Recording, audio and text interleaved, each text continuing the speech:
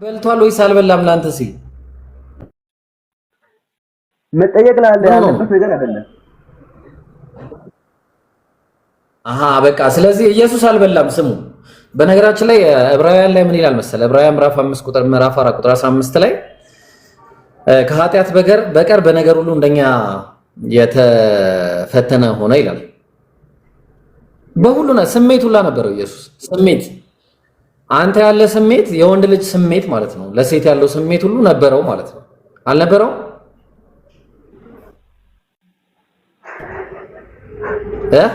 ነበረው ነበር። አምላክ ስሜት ነበረው። የወንድ ልጅ ስሜት ያ ምናምን ስሜት ነበረው ማለት ነው። ኢማጂን ጋይስ ኢማጂን ስለቲያን በናዝሬቱ በኢየሱስም አትፈታተነኝ። ያው ክርስቶስም በፈተናው አልወደቀም። አትፈታተነኝ። መጽሐፉን ላሳይ። ቆይ አንተ ላሳይ መጽሐፍ። እኔ እኮ አለው የምለው መጽሐፉ ምን እንደሚል ላሳይ። ልብ አድርጉ እንግዲህ ክርስቲያኖች ምን እንደምታመልኩ ወቁ። መጀመሪያ ያው መጽሐፉን ልክፈትልህ። ዕብራውያን ላይ ያንተ መጽሐፍ ዕብራውያን ምዕራፍ 4 ቁጥር 15 ላይ ይኸው ከኃጢአት በቀር አለ በነገር ሁሉ እንደኛ የተፈተነ ነው እንጂ አለ። በሁሉ ሽንት ቤት ይሄዳል፣ እንደማንኛውም ሰው ይበላል፣ ይጠጣል።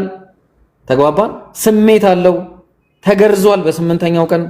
ያ የተገረዘው አካል እንግዲህ ካመለከው አምልከው እንግዲህ ካመለከው ያ የሚገረዘውን አካል ታነበ። ያ አሁን ለምሳሌ ይሄ እዚህ ጋር የምታየው ሉቃስ ወንጌል ምዕራፍ 2 ላይ ቁጥር 21 ላይ ምን ይላል መሰለ? ያው ሊገርዙትም አለ 8 ቀን በሞላው ጊዜ ምኑ ነው የሚገረዘው? ዛክ ብልቱ ነው የሚገረዘው። እና ይህ ብልት ይመለካል? ልንገር ክርስቶስ ይመለካ? አይ ልንገር አይደለም እሱ ልንገር አትበለኝ። ይመለካል ወይ? ብልቱ አይደለም ክርስቶስ ነው የሚመለከው። ስለዚህ ክርስቶስ ወንድ ልጅ ስለሆነ ክርስቶስን አንድ ላይ አታመልክም ይሄንን ወይስ ትነጥለዋለህ ለብቻ?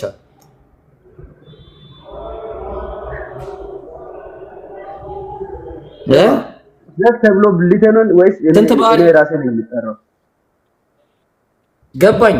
ብልት ኢየሱስ ስትል ከብልቱ ተነጥሎ ነው? ኢየሱስ ስትል ብልቱን ቆርጠ ለብቻ ነው የምትለው?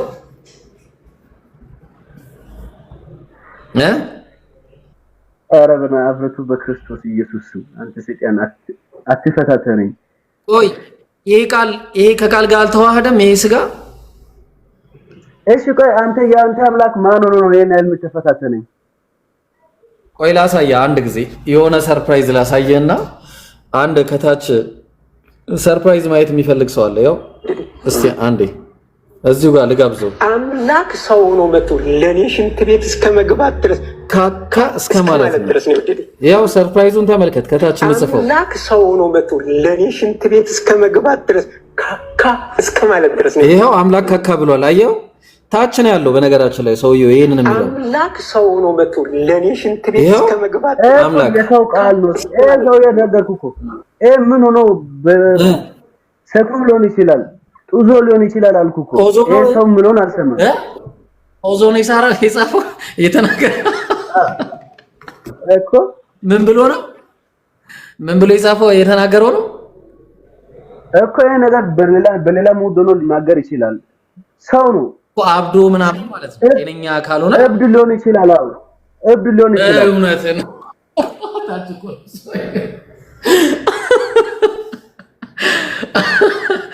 እውነትህን ነው። አምላክ ካካ ሊያደርግ አይችልም አይደለ እንዴ ይዛክ? ሰው እስከሆነ ድረስ ለምን ነው ያደርገው?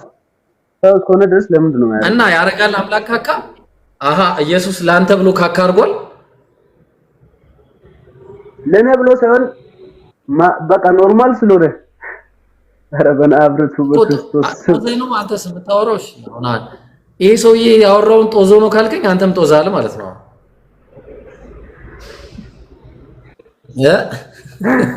በናዝሬቱ በኢየሱስ ስም አልንገርህ። በቃ አሸንፈኛል፣ ደስ ይበልህ። ግን ክርስቶስን አልክድም። ትሞታለህ። ለምን አሸንፋለሁ?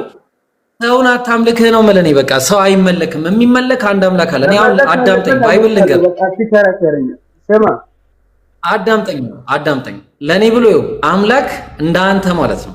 አንተ አሁን ሆድህ ሲያም አስበኸዋል? ሽንት ቤት እንዴት አይነት ስሜት እንዳለው ምናምን የሆነ ቀውጠው ምናምን አስበዋል? እንደዛ አምላክ ያደርጋል እያልከኝ ነው? ሆድህን አሞ ምናምን አሜባ ምናምን ይዞ አቀም አስተግፊሩላህ አልዓዚም። አስበው አምላክ እንዴት አድርጎ ነው እስቲ ያኔ እንዴት ነው የምታስቡት? እንዴት ነው እያሰበ ወይስ አምላክ ለብቻ እዛ ጋር ይጠብቀዋል ውጪ እሱ ሽንት ቤት ሲገባ? ንገረኝ።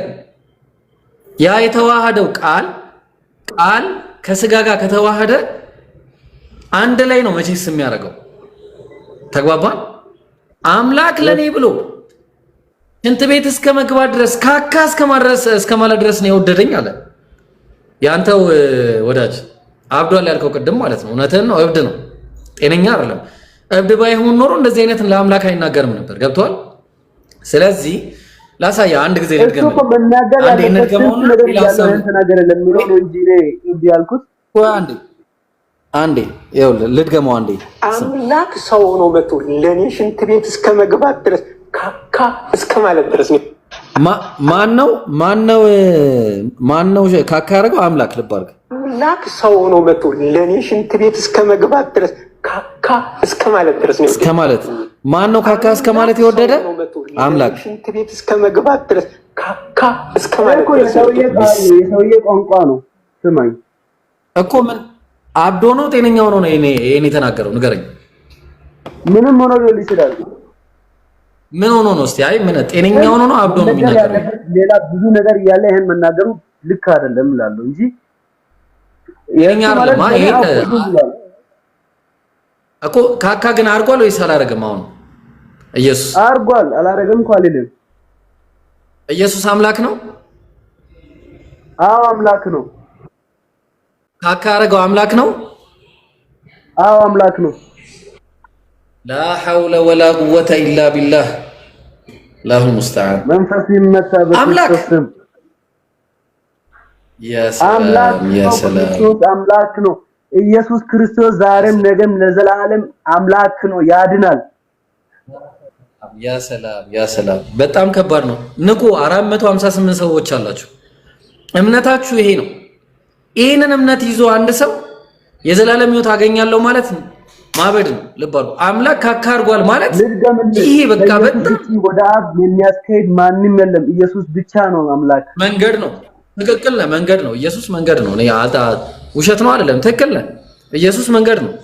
እኔ እውነትም መንገድም ሕይወትም ነኝ ብሏል። ግን ወደ አብ ነው የሚያዳርሰው እንጂ እሱ ራሱ የሚደረስበት አይደለም። ስለዚህ አንድ አምላክ አለ። ማን ነው የአንዱ አምላክ? አንደኛ ቆሮንቶስ ምዕራፍ 8 ቁጥር 4 ላይ ከአንዱም በቀር ማንም አምላክ እንደሌለ እናውቃለን አለ። ማን ነው ይሄ አንዱ አምላክ ሲባል ቁጥር 6 ላይ ነገር ሁሉ ከእርሱ የሆነ እኛም ለእርሱ የሆነን አንድ አምላክ አባለን። መጽሐፉ ይሄን ነው የሚለው። አውጣ ላሳየህ። አንድ አምላክ አባለን። አውጣ መጽሐፍህን አንደኛ ቆሮንቶስ ላይ ግባ። ከአብ ውጭ አንድ አምላክ ተብሎ ይጠራ ማንም የለም። ለምን ጠይቀኛለህ? ይኸው መጽሐፉ ይናገር። እሺ ቆይ መጀመሪያ ቆይ አንዴ የኔን መልስና ከዛ በኋላ እንሄዳለን። ቀጥል። አንደኛ ቆሮንቶስ ግባ። አንደኛ ቆሮንቶስ ምዕራፍ 8 ይቅርታ። ቆይ አንተ ቀጥል። ጉድ እኮ ነው እናንተ ክርስቲያን። እኔ እንዴት እንደዚህ እንደሚዋጥላችሁ እኔ እንቅልፍ ራሱ ትተኛላችሁ። አምላክ ካካ አደረገ እያላችሁ ላ ሐውለ ወላ ቁወተ ኢላ ቢላህ። በጣም ከባድ ነው። ቆሮንቶስ አንደኛ ቆሮንቶስ ነው ያልከኝ? ምዕራፍ 8 እሺ ምዕራፍ 8 ቁጥር 6 ቁጥር 6 ጀምር። ማን ነው? ቁጥር 4 ጀምር።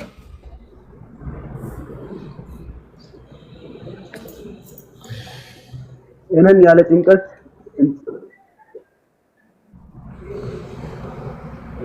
እሺ ላንብብልህ እንዴ? እኔስ ያለ ጭንቀት እንድትኖሩ እወዳለሁ። አንደኛ ቆሮንቶስ ብራዘር ማንበብ እንዴት ነው? አንደኛ ቆሮንቶስ እንግዲህ ለጣዖት የተሰዋው ነው። ምዕራፍ 8 እንዴ ምን ሆነ ነው ማለት? ምዕራፍ 8 ከቁጥር ስንት? ቁጥር 6 ቁጥር 4 ጀምር። 4 አፉር ትላለህ። 4 እንግዲህ ለጣዖት የተሰዋ ስጋ ስለመብላት እንዲህ አለ። ለመብላት ጣዖት ሁሉ በዓለም ከንቱ እንደሆነ ከአንዱም በቀር ማንም አምላክ እንደሌለ እናውቃለን አለ። ከስንቱ በቀር? ከአንዱ በቀር። ቀጠለና መቼም ብዙ አማልክትና ብዙ ጌቶች አሉ አለ።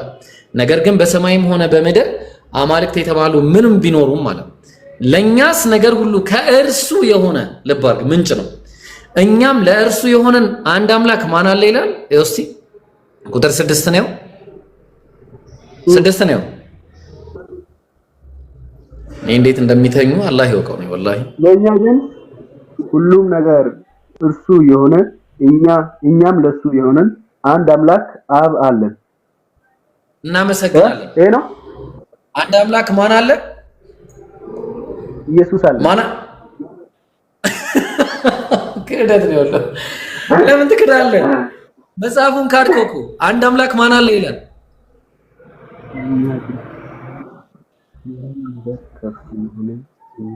አንድ አምላክ ማን አለ ይላል። ብራዘር መልስ። አብ አለን። እናመሰግናለን። ከዛ ምን ታደርጋለህ መሰለ? ቁጥር 4 ላይ ከአንዱ በቀር ማንም አምላክ እንደሌለ እናውቃለን ይላል። ቁጥር 4 ላይ ወጣ እዛው ላይ። እሺ ስማኝ። ለምን ሰማለሁ? መጽሐፉ ይናገር። እኔ እናንተ መጽሐፉን እንስማ። እኔ እናንተ አይደለም የምንሰማማው፣ መጽሐፉ ይናገር። ቁጥር 4 ላይ ወጣ። እሺ እንግዲህ ለጣዖት የተሰዋ ስጋ ስለመበላት እንዲህ እላለሁ፣ በዚህ ዓለም ጣዖት ከንቱ እንደሆነና ከአንድ እግዚአብሔር በስተቀር ሌላ አምላክ እንደሌለ እናውቃለን። ከስንቱ? ከአንዱ አምላክ በቀር አለ ማንም አምላክ እንደሌለ እናውቃለን። ይሄ አንዱ አምላክ ቁጥር 6 ላይ ማን ነው አለ? አንድ አምላክ ማን አለን አለ? አብ አለን። አብ አለን። እናመሰግናለን። ጳውሎስ መሰከረልን። ጳውሎስ አንድ አምላክ አብ አለ አለ። ጨርሷል። በቃ ከዚህ ውጪ ማንንም አላውቅም አለ። ቁጥር 3 ላይ ምን ይላል? ማንም ግን አለ እግዚአብሔርን ቢወድ እሱ በእርሱ ቆይ። ቁጥር 2 ላይ ማንም አንዳች የሚያውቅ ቢመስለው ሊያውቅ እንደሚገባው ገና አላወቀም አለ። የሚያውቀው ምንድነው? ከአንዱ በቀር ማንም አምላክ እንደሌለ እናውቃለን አለ። ይሄ አንዱ አምላክ ማን ነው? ነገር ሁሉ ከእርሱ የሆነ እኛም ለእርሱ የሆነን አንድ አምላክ አብ አለን። አብ በቃ ሐዋርያት ሥራ ላይ ግባ እንዴ ሐዋርያት ሥራ ምዕራፍ 2 ላይ ግባ።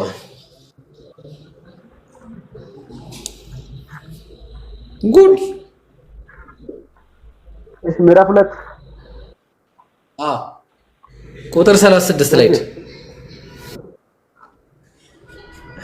ቁጥር 36 ላይ ደይሳ ቆጣ ነው የሚያስቀኝ። አረዋል አንተ ዋል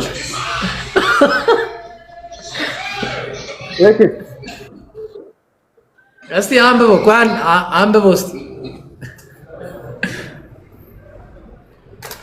እንግዲህ እግዚአብሔር ይህን እናንተ የሰቀላችሁትን ኢየሱስን ጌታም ክርስቶስን እንዳደረገው የእስራኤል ወገን ሁሉ ይረዳል።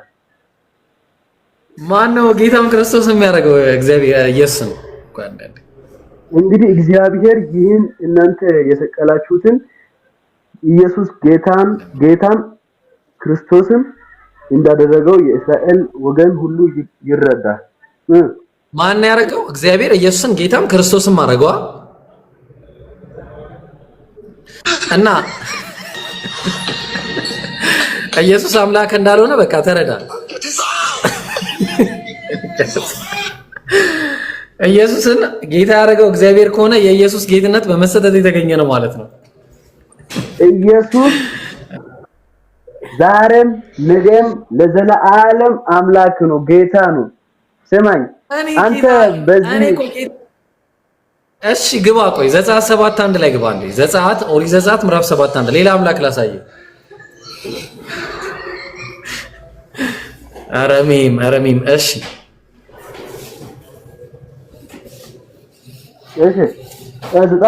ዘጸአት 7:1 ኦሪት ዘጸአት ምዕራፍ 7 ቁጥር 1 ላይ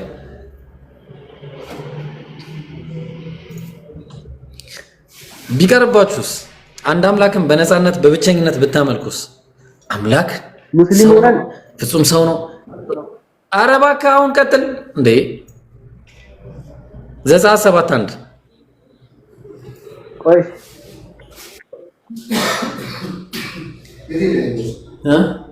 እንጃ ወጣ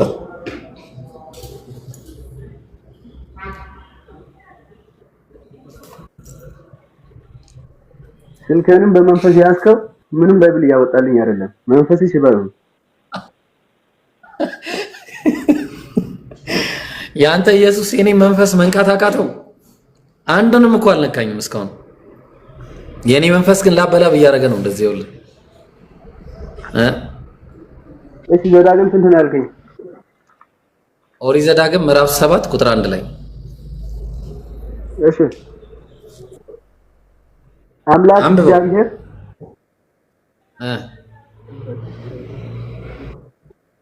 አምላክ እግዚአብሔር ልትወርሳት ወደምትግባባት ምድር በሚያመጣህና ብዙዎችን ከአንተ የሚበልጡ ታላቆችና ብርቶች የሆኑትን ዘጸአት እኮ ነው ያልኩህ። ዘጸአት 7 ኦሪት ዘጸአት ምዕራፍ 7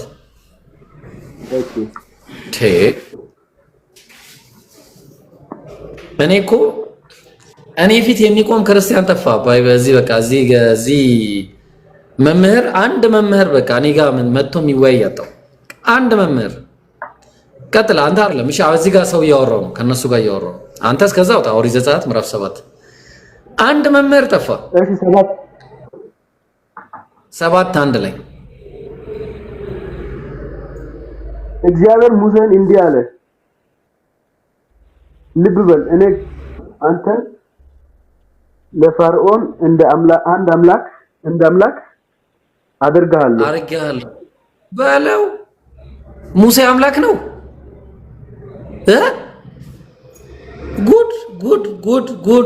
ጉድ ሙሴ አምላክ ነው እንዴ? አንተ መንፈስ ይመታ ኢየሱስ ይበልጣል። ሙሴ አምላክ ነው ይላል እኮ መጽሐፉ። ማን ኢየሱስ ልትረዳ ገብታለች መሰለኝ። አምላክ ነው ኢየሱስ። ስማኝ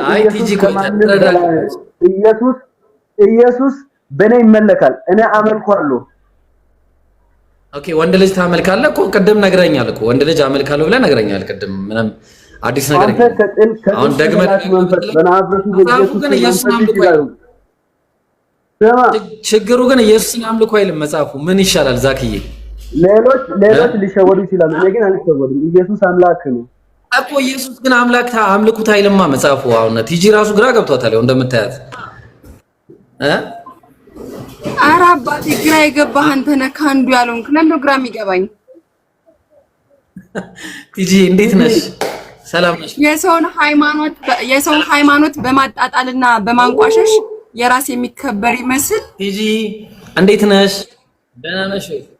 እኔ ግራ አልገባኝም። አይ ስነ ስርዓት ያዛ መጀመሪያ እግዚአብሔር ይመስገን። ተረጋጊያ መጀመሪያ እስቲ የሆነ ቶንሽ ምናምን ጨምሮ ነው የገባሽው። ተናደሻል? በጣም ደህና ነኝ። አንተ ተረጋጋ። አንተ ተረጋጋ መጀመሪያ። ግራ ገባት ምናምን አትበል። አንተ አሁን አላማዬ ብለህ የያዝከው ሰውን ማወዛገብ ነው። ቶንሽ በጣም ከፍ ብሏል። ሰዎችን ለማሰናከል ነው የተቀመጥከው ማለት ቲጂ። ቶንሽ ራስህን እንዳዋቂ አትይ። እኔ አዋቂ ነኝ ብያለሁ። የትና ነው የሚሰበከው? እንደዚህ አይደለም። እኔ አዋቂ ነኝ አላልኩኝም። አላዋቂ ማነህ እኮ። ምክንያቱም ሁሌ ስተች ነው ወንጌልን ስሰብክ አይደለም የማይህ ብዙ ጊዜ እና ጥሩ አይደለም። እውነት እስከ መቼ ነው አንተ እንደዚህ የምትሆነው? ቲጂ አንቺ አዋቂ ነሽ። እስቲ ወንጌልን በትህትና ስበኪኝ እስቲ። አላዋቂ ነው ምናምን ብለሽ ከመሰለኝ ስለራስህ ሃይማኖት ንገረኝ። ስለራስህ ሃይማኖት ስለምትከተለው ስለምታመልከው ነገር እስቲ ትንሽ አብራራልኝ አንተ።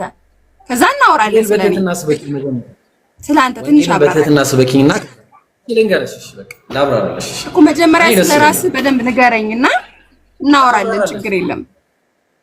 እስኪ ትንሽ እንማር እስኪ ማለት አስተምረኝና ልውጣ ማለት ትንሽ አስተምረኝና ልውጣ እስኪ።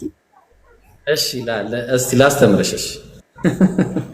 እሺ ምን መሰላችሁ 588 ሰዎች አሉ። ስሙ እስልምና ምን እንደሚያስተምር ስሙ። እኛ ሙስሊሞች የነቢያት አምላክ የሆነ አንድ አምላክ አለ ብለን እናምናለን።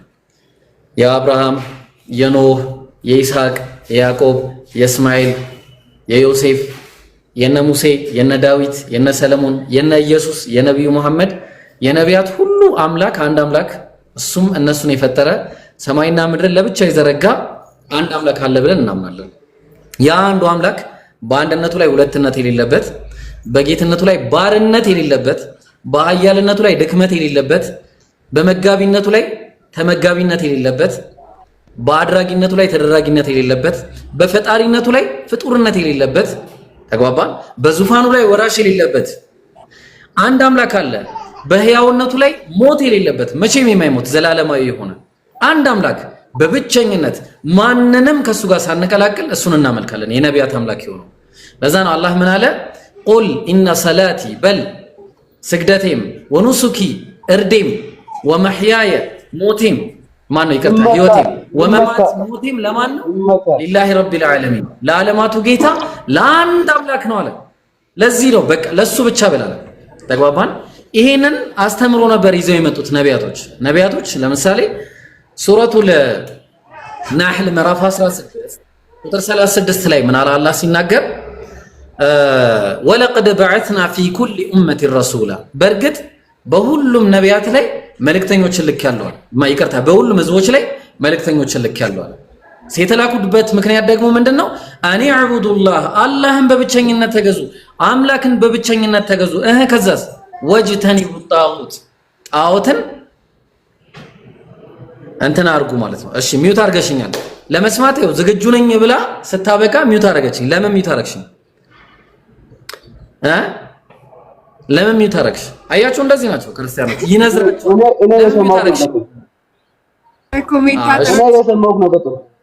የሰማሁት ነው እኔም። እሺ ቲጂ በቃ እኔም የሰማሁት ነው። አይ ሚውት ላድርገሽ በቃ እኔ ደግሞ በተራይ ሚውት ላድርገሽና አውሪ ደግሞ እንደዚህ ነው ነገርሽ እና ይሄ አንዱ አምላክ በቃ ይሄ ነው በቃ ባህሪው ማለት በባህሪው የማይሞት ነው። ከበላ በኋላ ሽንት ቤት የማይሄድ አምላክ ነው ያለኝ እኔ። ተግባባን። ባሪያ ያልሆነ አምላክ ነው ያለኝ እኔ። የማይሞት አምላክ ነው። ሚውት ነሽ በነገራችን ላይ ብታወሪም አይሰማኝም። እና በቃ የማይሞት ተሰቀለ ደም የማይፈልግ ደም የማይሸተው አምላክ ነው ያለኝ። ተግባባን። አምላካችን መሐሪ ነው። አላህ ምን አለ መሰለ በቁርአን ላይ ሲናገር በሱረቱ ዙመር ላይ ሲናገር ቁል ያ ዒባዲየ አለዚነ አስረፉ ዐላ አንፉሲሂም በላቸው እነዛ በነፍሶቻቸው ላይ ድንበርን ላለፉ ባሪያዎቼ ንገራቸው አለ። ዛክዬ ምንድነው የሚነግራቸው? እሺ መጀመሪያ በስድብ ነው የሚጀምረው። እሺ ምን መሰለ እናንተ ባሪያዎቼ ሆይ በነፍሳችሁ ላይ ድንበርን ያለፋችሁ ባሪያዎች ሆይ ምን አድርጉ? ወደ እኔ ተመለሱ፣ ተስፋን አትቁረጡ ከኔ እዝነት ይላል። በቃ ደም አይፈልግም። እኔ መጥቼ ልሰቀል ልጄን ልስቀልላችሁ ምናምን የለም። እንደ አይነት ጨዋታ እስልምና ጋር ያለው ምንድነው? አንድ አምላክን በብቸኝነት ተገዝተ እሱም ብቻ ምህረትን ከጠየቀው እሱ ራሱ ይምራል። ምክንያቱም እሱ ራሱ መሐሪውና አዛኙ ስለሆነ ማለት ነው። ምንም አይፈልግም። የደም ጥማት የለበትም። ደም ምናምን ይሄ መግደል ምናምን አይፈልግም። በቃ ምንድነው እኛ ብቻ ወደሱ እንመለስ። ሚውት አርጋት እሺ፣ እየረበሸች ስለሆነ ሚውት አርጋትና ከኔ ጋር ብቻ አውራ። ሲመራት ትወጣለች፣ ችግር የለውም አታስብ። ከዛ ይበልጥ አረካት ሚውት አርጋት። አንተ ምን አለፋ ተዋት፣ ሚውት አርጋት እባክህ። ስለማጋት እኮ ነው ዝም ብላ ነው። ይቅርታ ከጠየቀች ሚውት አነሳላታለሁ፣ ከዛ አወራታለሁ። ይቅርታ ከጠየቀች ግን ይቅርታ የምጠይቅ አይነት ዛክዬ ልቀጥል። ዛክ ወይ ቀጥል። እሺ ምን መሰለ ይሄ አንዱ አምላክ የኔና በነገራችን ላይ ፎሎ አድርገኝ እንትን እንዳትል በኋላ ብንለያይ እንኳን እንድንገናኝ እና ይሄ አንዱ አምላክ ነቢያትን በዚህ መልክ ነበር ይላካቸው። ነቢያትን ሲልካቸው ምንድን ነበረ ብሎ የነገራቸው መሰለ?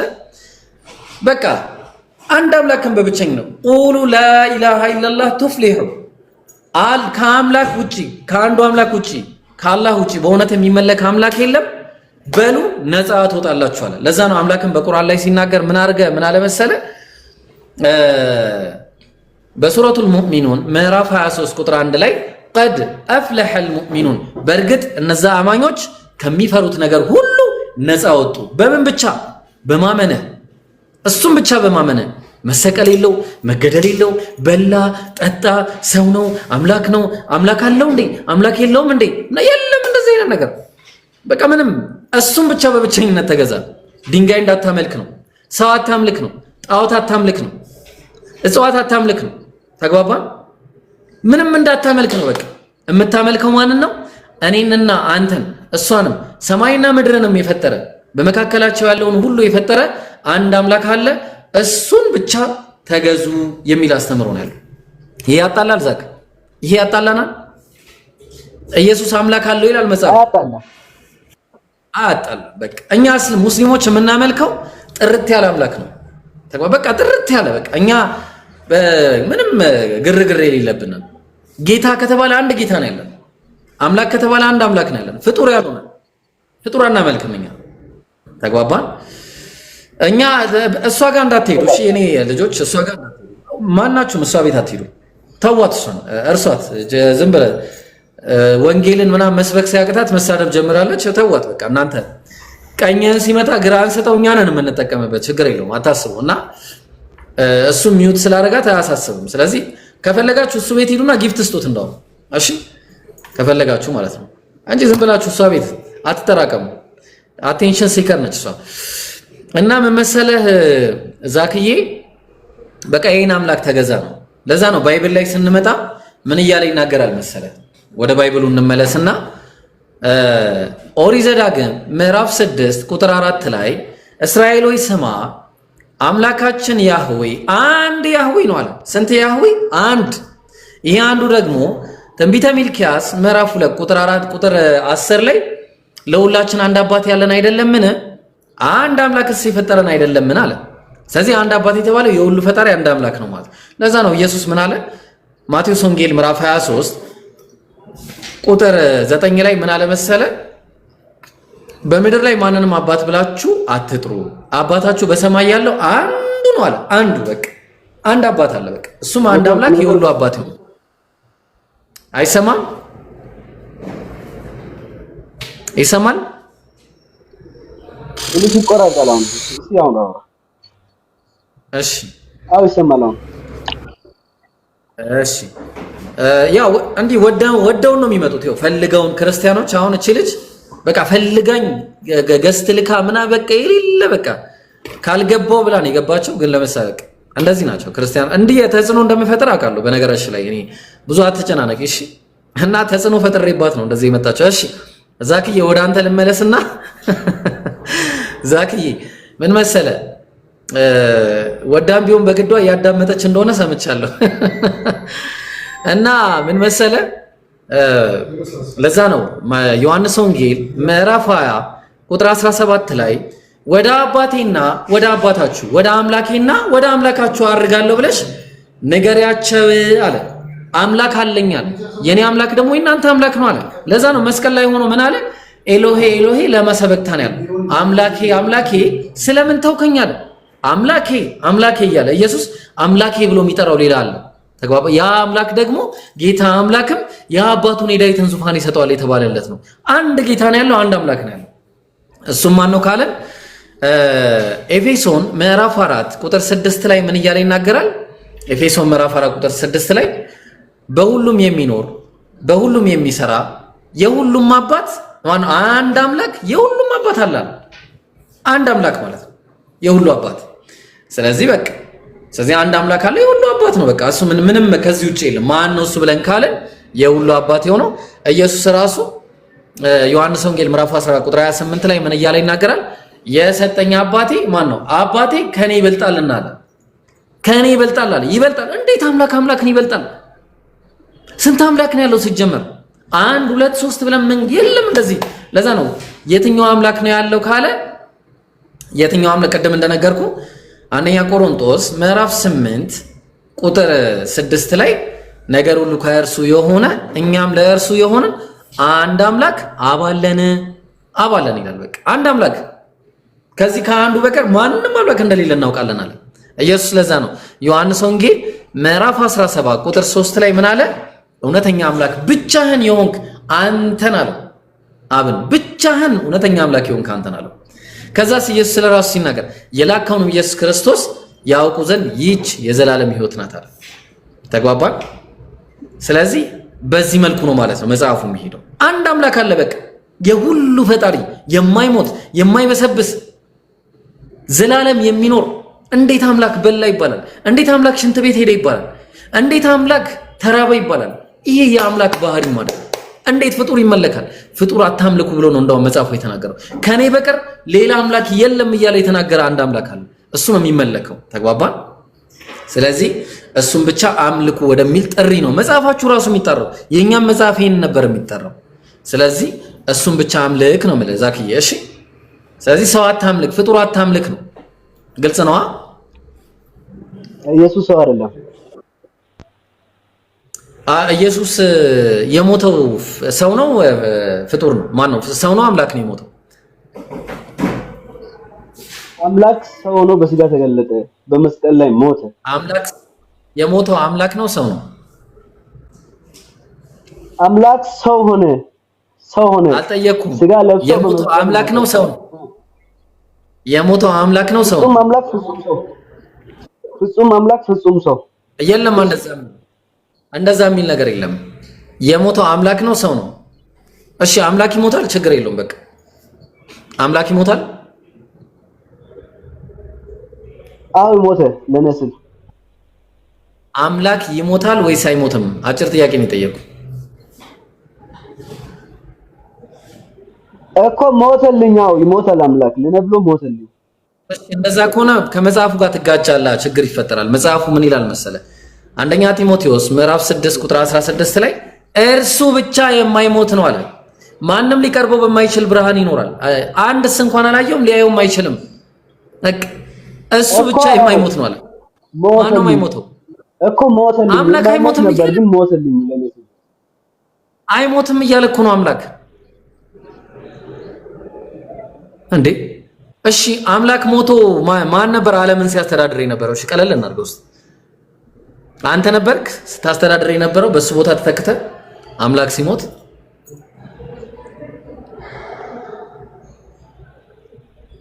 ያ እና ሽማን መታኮ ነው የምልህ። መንፈስ ይመጣ። እኔ አልስማማም ባይኛ። የእውነትን ልንገርህ፣ አንተ ምን ብትለኝም ክርስቶስን አልክድም።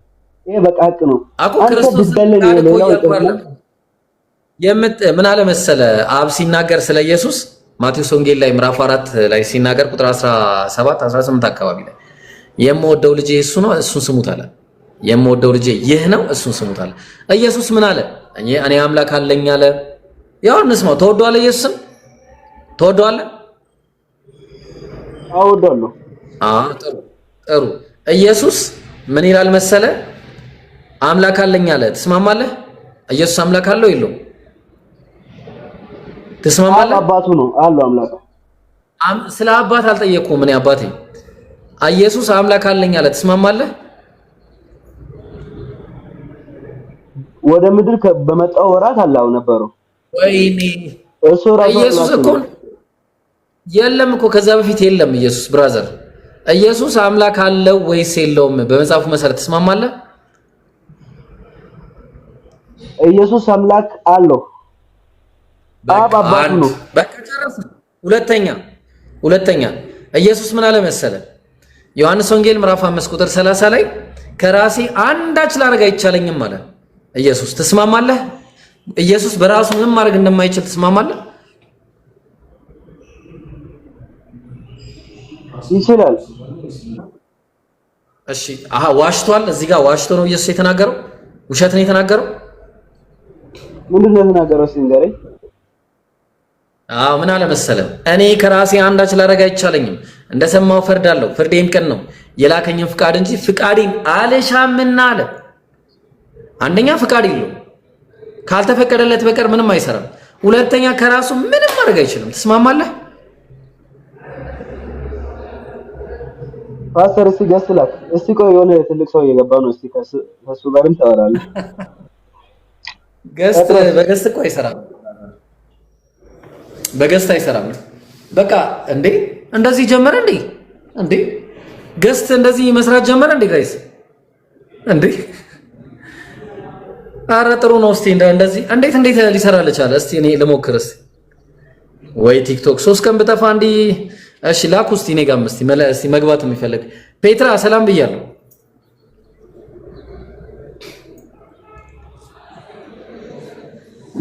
ፔትራ ይሰማል? ሄደ። እስቲ ማንን ላስገባ? እስቲ ወጣ ሄደ። ቆይ ይመጣል። ክርስቲያን ላስገባ። ክርስቲያን ቆይ ይመጣል። ኧረ ቆይ ይኸው እስቲ አንድ ክርስቲያን አለ። ኧረ ጉድፈላ አንተ እንደዚህ ጀምሯል። እንደዚህማ ጥሩ ነው። ጴጥሮስ አይስኬሪ በእናትህ ለምን ወጣ?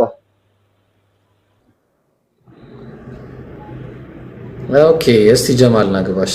እንዴ እንደዚህ ጀመረ እንዴ? ማሻአላ በጣም አሪፍ ነው። ሰላም አለይኩም ሸጀማል።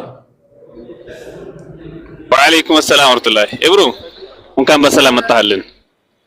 እንኳን በሰላም ይኸው እንደዚህ ቲክቶክን እንደዚህ ሲስተሙን አዘጋጅተን ጠበቅን እኮ። አይ ፋራ ሆነን እኛ። እስቲ ደርድራቸው እዚህ ጋር ክርስቲያኖችን ይማር ልጁም እዚህ ቁጭ ብለው ደርድራቸው እንደዚህ ባሉ ግቡ። እንግዲህ ግቡ ክርስቲያኖች ግቡ። እስኪ አንድ ቁጥር ጻፉ። ትዝ ነበሩ እሱ እኔ ጋር እስቲ ክርስቲያን አንድ ቁጥር ጻፍና ላስገባ። እስቲ አንድ ቁጥር ጻፍ።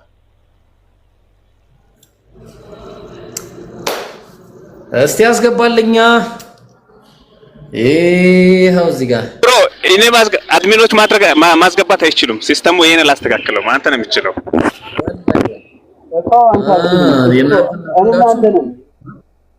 እሺ ተነፈጋችሁ። ሶል ናግባሽ። አሃ ሶል እንዴት አደርክ? እንዴት ዋልክ? ሶል እኔ ጋር መግባት ፈልጋለሁ። ፓስተር ሶል አቤት ሰላም ነው?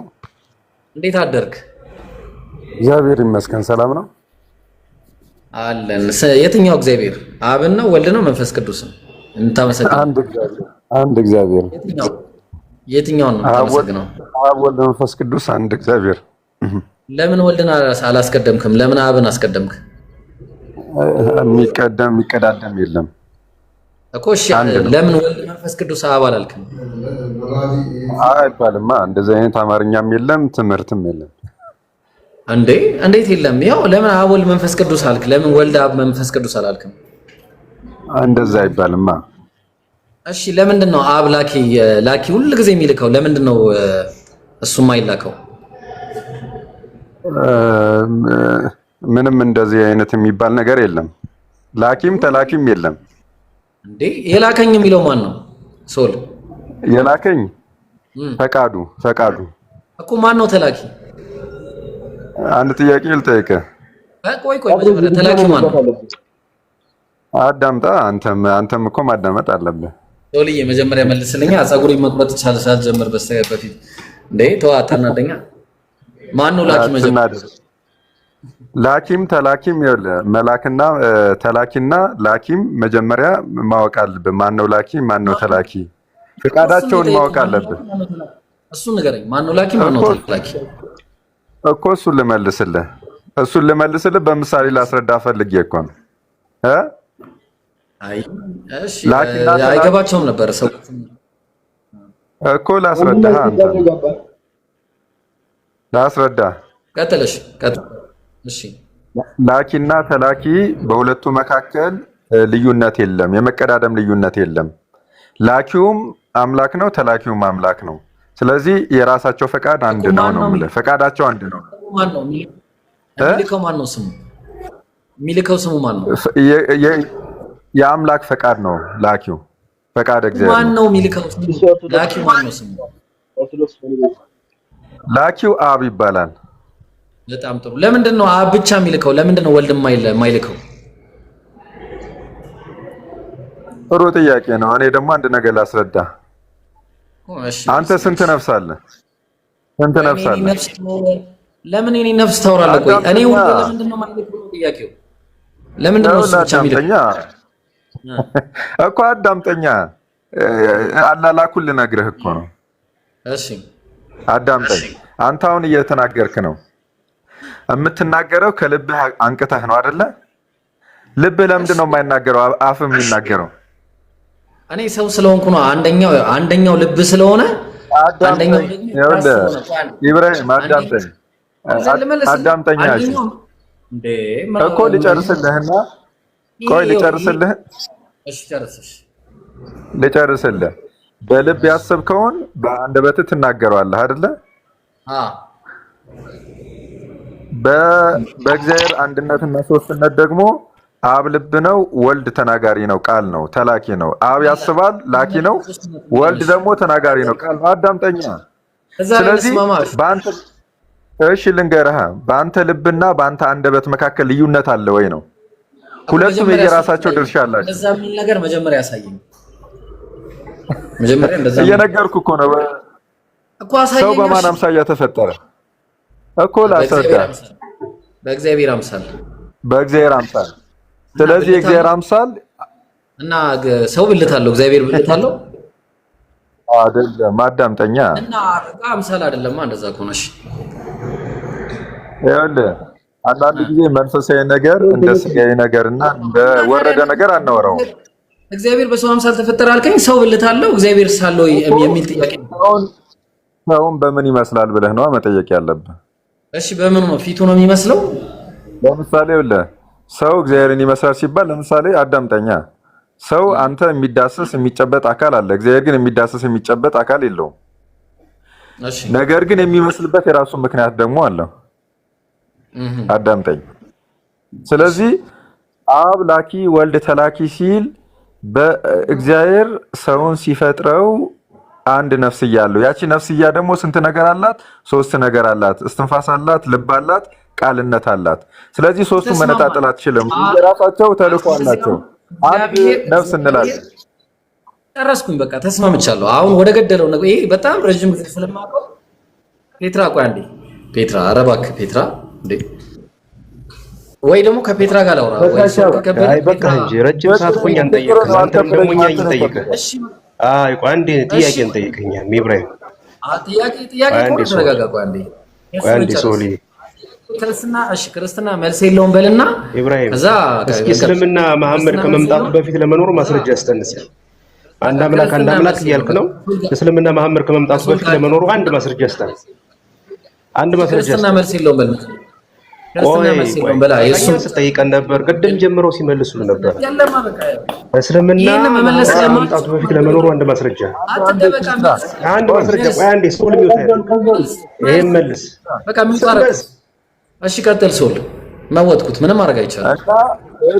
ኢብራሂም እሺ አሁን መንፈሳዊ ነገር እኔ የነገርከኝ ልንገር የነገርከኝ በአምሳሉ ፈጠረው ስትል ሰው ነፍስ አለው፣ ስጋ አለው፣ መንፈስ አለው አልከኝ። ከዛ ልክ በተመሳሳይ እግዚአብሔርም መንፈሱ ልቡ ምናምን ልትለኝ ነው። በቃ ሶስት አካል አለ። አሁን ጥያቄ የቱ ጋ ነው እንደዛ የሚለው ነው። በቃ ወደ ገደለው ነው። በቃ የቱ ጋ ነው እንደዛ የሚለው እንጨርሰው። ምን አለፋ እኮ ጥያቄ እኮ ነው። አንተ ጥያቄ አሁን የቱ ጋ ነው ምናምን አይደለም። አንተ አሁን አብ ላኪ ነው። ቆይ አዳምጠኛ፣ እያዳመጥከኝ ነው? አብ ላኪ ነው፣ ወልድ ተላኪ ነው እያልከኝ ነው። እሺ ትክክል ነው።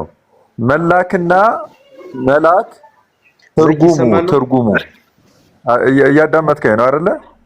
አዎ እያዳመጥከኝ ነው። አዎ ላኪና ተላኪ አንድ አካል ናቸው። አንድ መንፈስ ነው። አንድ አምላክ ናቸው ነው። አንድ አምላክ ናቸው። ስለዚህ የቱ ጋር ነው እንደዛ የሚለው መረጃ?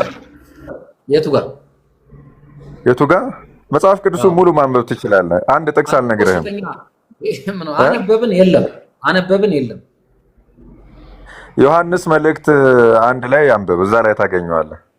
ዮሐንስ መልእክት ስንት? አንብብ፣ ምዕራፍ 3 ከቁጥር 1 ጀምሮ ያለውን አንብብ። እዛ ጋር በደንብ ያስረዳል። አንድነትና ሶስትነት በደንብ ይነግራል። እናንብበው። ግን ተሳስተሃል ጥቅስ። በነገራችን ላይ ተሳስቼ ከሆነ ያው የጥቅስ መሳሳት ነው የሚሆነው፣ የሀሳብ መሳሳት አይደለም። አንተ ያመጣውን ላንብብ። ያው የእግዚአብሔር ልጆች ተብለን ልንጠራ አብ እንዴት ያለውን ፍቅር እንደሰጠን እዩ እንዲሁም ነን። ስለዚህ ምክንያት ዓለምም እሱን ስላላወቀው ነው እኛን ያላወቅንም ማለት። እሺ ወዳጆች ሆይ አሁንም የእግዚአብሔር ልጆች ነን። የታለ አብ ወልድ መንፈስ ቅዱስ የሚል ነገር ምንም ሽታውም የለም እዚህ ላይ። ልጁም አባቱም መንፈሱም አንድ ናቸው የሚል አለ ዮሐንስ መልእክት ላይ አንብብ፣ ፈልገህ ጥቅሱን አንብብ። እኔ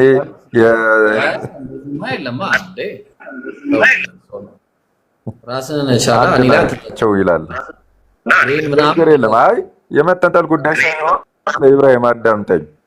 ለምሳሌ መጽሐፍ ቅዱስ ምንም የሚሳሳት ነገር የለም። እንደውም ቁርአን ከመጽሐፍ ቅዱስ የተኮረጀ እንደውም አንድ ደደብ ተማሪ የኮረጀው መጽሐፍ ነው የሚባለው ቁርአን።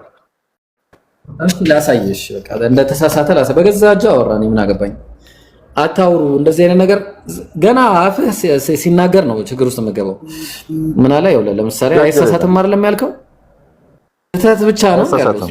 በእርግጠኝነት ቀላል ይሳሳታል፣ ቀላል ይሳሳታል። እስቲ አሁን እንዴት እንደሚሳሳት ላሳየው። ሽኔዋ አሁን አንተ ታርመኛለህ እንግዲህ ከተሳሳትኩ ነኝ። መጽሐፈ ዜና ሁለተኛ ዜና ምዕራፍ 22 ላይ እና መጽሐፈ ነገሥት ምዕራፍ 8 ቁጥር 26 ላይ እሺ፣ ይሄንን እናነጻጽራለን። ሁለቱም የእግዚአብሔር ቃል ነው። ትስማማለህ? ችግር የለም። እሺ፣ የኢዮራም ልጅ አካዚያስ ነገሰ አለ። እዚህ ጋርም የኢዮራም ልጅ አካዚያስ ነገሰ አለ። አካዚያስ መንገስ በጀመረ ጊዜ እድሜው 42 ዓመት ነበር አለ። አካዚያስ መንገስ በጀመረ ጊዜ አካዚያስ 22 ዓመት ጎልማሳ ነበር። እዚህ ጋር 42 እዚህ 22 እንቀጥል። በኢየሩሳሌም 1 ዓመት ነገሰ። በኢየሩሳሌም 1 ዓመት ነገሰ አለ። ተግባባን? ኦኬ። ያኛው እየተሳደበ ነው። እንውረዳ በቃ እሺ። ያንንም ይዞት ሄደ እንዴ? ቆይ አስገቡት። እሺ ያኛውን ይዞት ሄደ። ያንን ይዞት ሄደ። የት አለ? ሶልን አስገቡልኝ። እየተሳደበ ነው። አላየሁትም እኔ። የት አለ? አስገቡት ሶልን። ይሳደባሉ። ችግር እኮ ነው ወላሂ። የት አለ? ኦኬ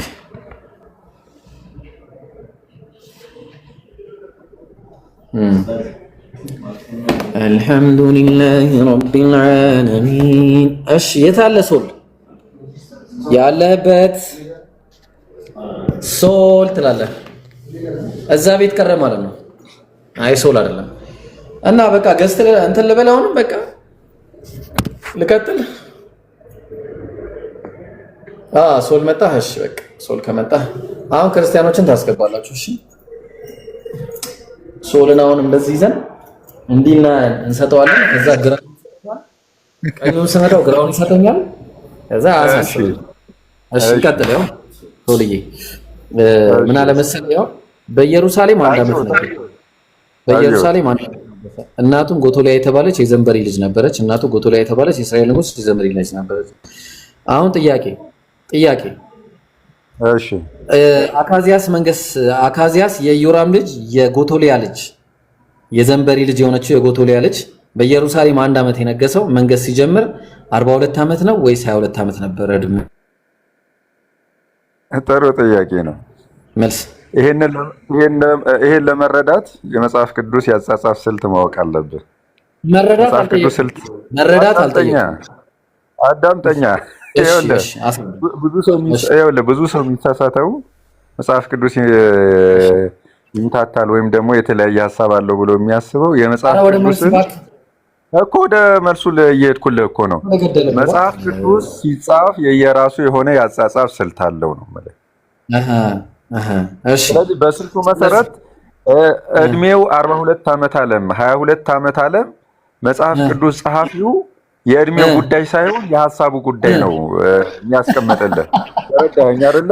የሚፈልግ ይቅርታ ጋር እንደዚህ አልረዳም። አሁን ጥያቄ ቆይ እዚህማ ገብታለህ። መንገድ ሲጀምር እድሜው 42 ነው 22 ነበር? 22ም ሆነ 42ም ሆነ ዋናው ሐሳቡ ላይ ነው። አልጠየኩም። እኔም እኮ ልመልስልህ እየመለስኩልህ እኮ ነው። ጥያቄን ብቻ ነው የምፈልገው። ወደ ጥያቄ እየመለስኩልህ እኮ ነው። ወደ ጥያቄ አታለባብስ ምናምን እንደዚህ አታሟሸው። ማሰሻ ምናምን አትጠቀም። ይሄ ጎመን ዘር ምናምን እንዳትጠቀም። አሁን ጥያቄው 42 ዓመት ነው ወይስ 22 ዓመት? 42 ዓመት አልከው 22 ዓመት አልከው። ከሐሳቡ ላይ ነብዩ ወደ ጥያቄ ወደኔ 42 22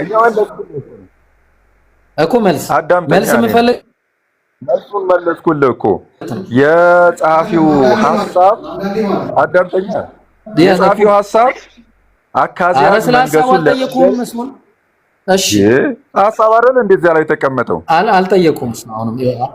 አሁን ለምሳሌ እሺ በቃ እንዲገባ አላርግልህ። ለምሳሌ አሁን አንዴ ሶሪ ይሄ ሂብሩ ነው እንደምትለው ሂብሩ ላይ 48 2 years ይላል 42 ከዛ 22 ይላል ሂብሩ ላይ ማለት ነው። ግሪኩ ላይ ስንት እንደሚል ታውቃለህ? ሰብቷጀንት ማለት ነው። ተመልከተ ሰብቷጀንት ነው። እሺ ግሪክ ሰብቷጀንት ማለት ነው። 20 years old 20 and 2 years old ይላል 20 እና 22 ይላል። እዚህ ጋር 40 እና 42 እና 22 ይላል። የትኛው ነው ትክክለኛው ማኑስክሪፕት? የትኛው ነው የእግዚአብሔር መንፈስ ያለበት? ይኸውልህ የእግዚአብሔር መንፈሱ ሐሳብ ላይ ነው ማለት ይኸውልህ አንተ አሁን ያልተረዳኸው የቁጥር ጉዳይ አይደለም። እንደዚህ ጥያቄ ልጠይቅህ አንተ አይደለም አንድ ጥያቄ ቆይ አይደለም በቃ አትመልሰውም ቶ ችግር የለውም እንደማመልስ ለመልስህ እየመለስኩልህ እኮ ነው። መጽሐፍ ቅዱስ ይኸውልህ ይሄን ቆይ ልጨርስልህ ይሄንን እንጨርሰው። እሺ 42 22 ለመለስኩልህ እኮ ነው።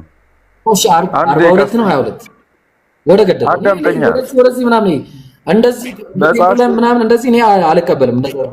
መጽሐፍ ቅዱስ እድሜ ላይ ሳይሆን ሐሳብ ላይና ዶግማ ላይ ነው የሚያተኩረው። ተረት ላይ አያተኩርም መጽሐፍ ቅዱስ። አዳምጠኝ። እኔ ደግሞ እድሜ ላይ ማተኮር ፈልግ። ይቅርታ እድሜ ምንም ከሃይማኖት ጋር ሊያያይዘው የሚችለው ወይም ደግሞ ዶግማ ላይ የሚችለው ታሪክ የለም ነው። ዳኛው ስህተት ነው ብሏል፣ እናስገባው። ስህተት ነው ብሏል። በቃ እንደዚህ ማመን ነው። ቆይ አንዴ ይግባና ይንገር። አንዴ ስህተት ነው አይደለም ካላችሁ እንግዲህ ሁለታችሁ ትስማማላችሁ። በቃ ስህተት ነው አለ እኮ በቃ ያው ከታች ላለማመን ይሄ ሁሉ መጋጋጥ አዳምጠኛ እንዴ? ኧረ ለምን አዳምጣለሁ? መጽሐፉ የሚለውን ነገር እኔ ምንም እኔ ወደ የትም አልሄድም፣ ከይቅርታ ጋር የትም አልሄድም። እንደዚህ እኔ አትረዳም ማለት ኧረ ቀጥታ ዳኙ አዳምጠኛ። አንተ አበበ በሶ በላ ሲባል የት ነው የበላው? እሺ ወደ መሪው 42 ወይስ 22? 42 ነው ካልክ 42 22 ነው ካልክ 22 አይ ስህተት አለበት እዚህ ጋር እኮ ልንገርህ ካልከኝ መቀበል ስህተት አለበት። ይሄንን በቃ ስህተት አለበት። ምንም ስህተት የለበትም። እሺ 42 ነው 22 ነው ሲነግስ 42 ነው የንጉሱ ይኸውልህ አዳምጠኛ የንጉሱ የመንገስ የእድሜ ጉዳይ አይደለም። አልጠየቅኩማ ነኝ እኔ የጠየቅኩት አንድ ጥያቄ ነው። 42 ነው 22 ነው በገዛጅ ስተት እንዴ? ይሄ ለህፃን የሚጠይቅ ይሄ ዳቦ ነው አይደለም ብለህ ለህፃን ትጠይቃለህ እንዴ? ዳኙ አለ ዳኙ ይሰማል?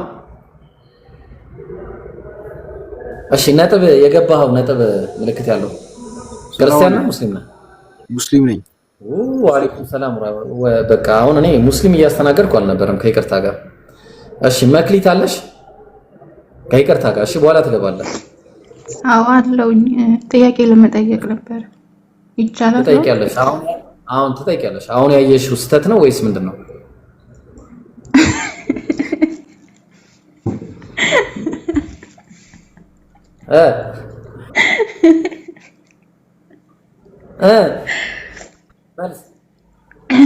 እኔም እኮ እሱ ግራ ገብቶኝ ነው። ብዙ የመጽሐፍ ቅዱስ መጋጨቶች ስላሉ ነው። ጭራሽ አዲስ ኪዳንና ብሉ ኪዳን የማይገናኝ ስለሆነ እሱን ለመጠየቅ ነው። ክርስቲያን ነሽ?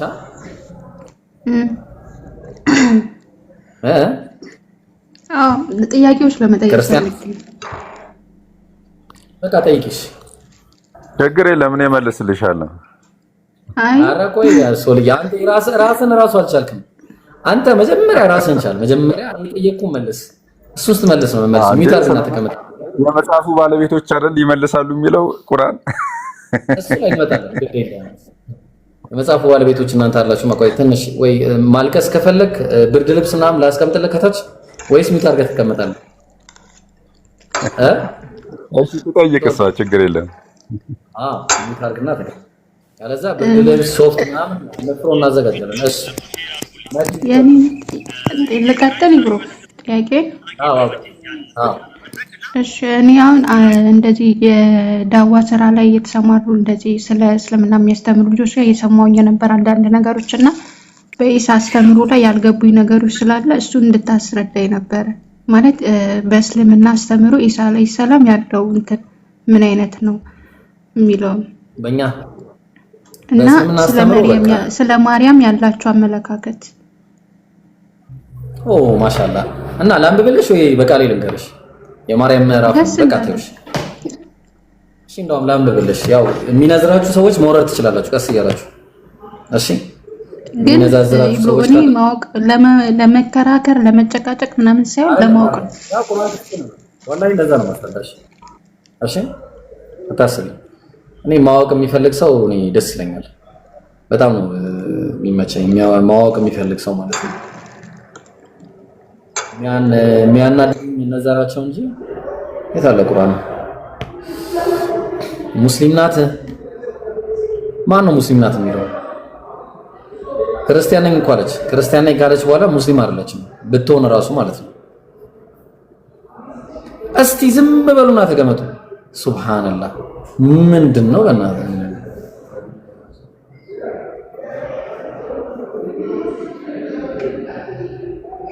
እሺ ምን አለ መሰለሽ አላህ በሱረቱ መርየም ምዕራፍ 19 ቁጥር ከ16 ጀምሮ እንዲህ ይላል። ኦኬ ይሰማል? ልቀጥል አንዴ ላረጋግጥ ብዬ ነው። እሺ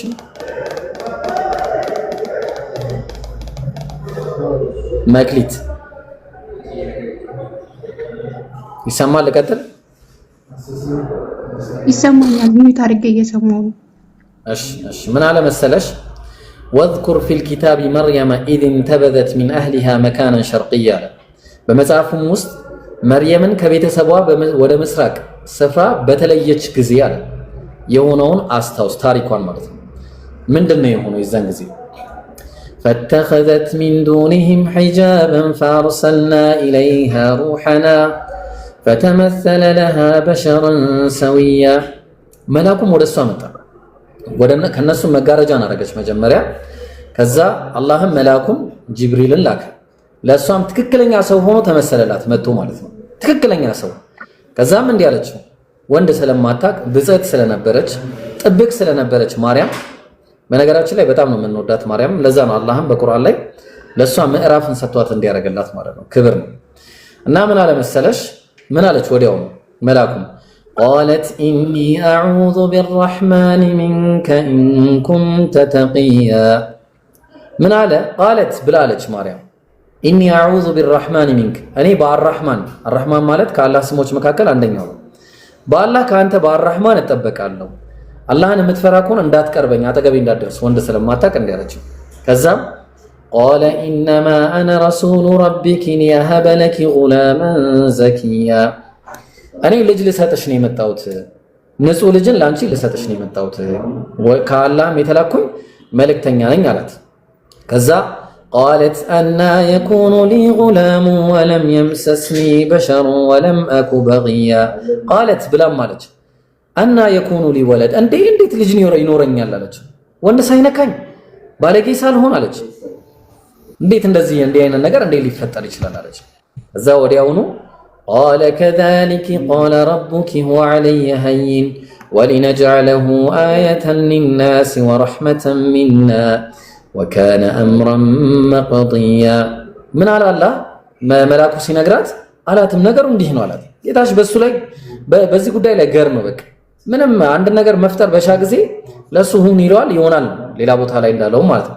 ለሰዎችም ተአምር ከኛም ችሮታ ልናደርገው አለ። ተአምር ነው በቃ ካፈጣጠር ተአምራቶች አንደኛው መንገድ ነው በቃ ይህንንም አደረግን ፈረድንም ማለት በቃ ኦሬዲ የተወሰነ ጉዳይ ነው። አንቺ ስላልሽ ስላላልሽ የሚለወጥ ነገር አይደለም ማለት። ከዛ ወዲያውኑ فحملته فانتبذت به مكانا قصيا ምን አለ فحملته ተሸከመችው ማለትም እርግዝናውን ያዘች ማለት ኦሬዲ በቃ አረገዘች። فانتبذت به مكانا قصيا ከዛም ሩቅ ወደሆነ ስፍራ ራሷን አገለለች ማለት ነው። ገለል ብላ ሄደች። ከዛ ልጁ መጣ፣ ምጡ መጣባት። فأجاءها المخاض إلى جذع النخلة قالت يا ليتني مت قبل هذا وكنت نسيا منسيا እና ምጡ መጣባትና ዋምኞቴ ያለች ዋምኞቴ ምን አለ ሞቼ የተረሳው በነበርኩኝ አለች። በጣም ከባድ ምጥ ስለነበረ ምጡ ደግሞ የመጣባት ዘንባባይቱ ዛፍ አጠገብ ነበርና ከዛ فناداها من تحتها ከታቿም ጠራት አላ ተሕዘኒ አትዘኝ قد جعل ربك تحتك سريا ላንቺ ወንዝን አርጎልሻል የሆነች ነገር ምንተቸው ነገርን አርጎልሻል አላት። وهزي إليك بجذع النخلة تساقط عليك رطبا جنيا ዛፏንም ወዝወዝ አድርጊያት ላንቺም የበሰለ እሸትን ያወርድልሻል አላት። ከዛ فكلي واشربي بيطጪ وقري عينا ደስ ይበልሽ فإما ترين من البشر ግን ከዚህ በኋላ አንድም ሰው ወደ አንቺ ከመጣ አሐደን ማንም ከመጣ فقولي إني نذرت للرحمن صوما فلن أكلم اليوم إنسيا በቃ ዛሬ ማንንም አላናገርም ለአርራህማን ለአላህ ስለትን ተስያለሁ በያላት። በቃ እኔ ስለትን ተስያለሁ ላላናገር ሰው ዛሬ በያቸው አለ። فأتت به قومها تحمله ወደ ህዝቦቿም መጣች ልጁን ተሸክመው ያንቀልባ ልጅ ማለት ነው። قالوا يا مريم لقد جئت شيئا فريا دي مريم ምን አይነት ከባድ የሆነ ነገር ይዘሽብን ይመጣሽ በጣም ከባድ ነገር ይዘሽብን መጣሽ። يا أخت هارون ما كان أبوك امرأ سوء وما كانت أمك بغيا አንቺ የሃሩን እህት ሆይ እንደ ሃሩን የሆንሽው ማለትም አላህን በማምለክ ልክ እንደ ሃሩን የሆንሽው እህቱ ሆይ ما كان أبوك امرأ سوء አባትሽ ባለጌ አልነበረም መጥፎ ሰው አልነበረም። وما كانت أمك بغيا እናትሽም ዛኒ ወይ ደግሞ ዝሙተኛ ሴትም አልነበረችም። የዛን ጊዜ በቃ እንዲህ ሲያረጓት ልጁን ልጠቁማቸው ነው ያው ስለትን ተስያለሁ በይ ስላላት ምን አለች فأشارت إليه ልጁንም ጠቆመቻቸው قالوا كيف نكلم من كان في المهد صبيا አንቺ መርየም ትቀልጃለሽ እንዴ እንዴት ያንቀልባ ልጅ እንድናናገርልሽ ነው ወደሱ የምታመለክችን አሏት። ግን የመጀመሪያው አላህ የሰጠው ተአምሩ ይሄ ነበር። ምን አለ قال إني عبد الله آتاني الكتاب وجعلني نبيا قال إني عبد الله እኔ የአላህ ባሪያ ነኝ አለ ሕፃኑ። آتاني الكتاب መጽሐፍንም ሰጥቶኛል ወጀዐለኒ ነብያ ነብይም አድርጎኛል አለ። በነገራችን ላይ ዒሳ ብቻ አይደለም በሕፃንነቱ የተናገረ ሌላም የተናገረ በእስልምና አለ። የጁረይጅ ያስመሰከረው ልጅ ማለት ነው። ይሄ ሐዲስ ላይ አለ። እንዳይደንቃችሁ ብዬ ነው በኋላ ክርስቲያኖች አራ እንዳትሉ በኋላ። ከዛ ቀጠለ ወጀዐለኒ ሙባረከን አይነማ ኩንቱ ወአውሳኒ ቢሰላህ ወጀዐለኒ ሙባረከን የተባረኩም አድርጎኛል ወአውሳኒ ቢሰላት በሰላትም አዞኛል ወዘካ ዘካንም እንድሰጥ አዞኛል ዘካ ምጽዋት ወጀዐለኒ ማድምቱ ሐያ ሕያው እስከሆንኩ ድረስ ማለት ነው። ሕያው እስከሆንኩ ድረስ ይህንን አዞኛል። ወበረን ቢዋሊደቲ ወለም የጅዐልኒ ጀባራን ሸቂያ ሱብሓነላህ ለእናቴም ታዛዥ አድርጎኛል። ትዕቢተኛ እምቢተኛም አላደረገኝም ማለት እምቢተኛና ትዕቢተኛም አንቺ ሴት እያለ የሚጣራም አልነበረም ዒሳ ዓለይሂ ሰላም ማለት ነው።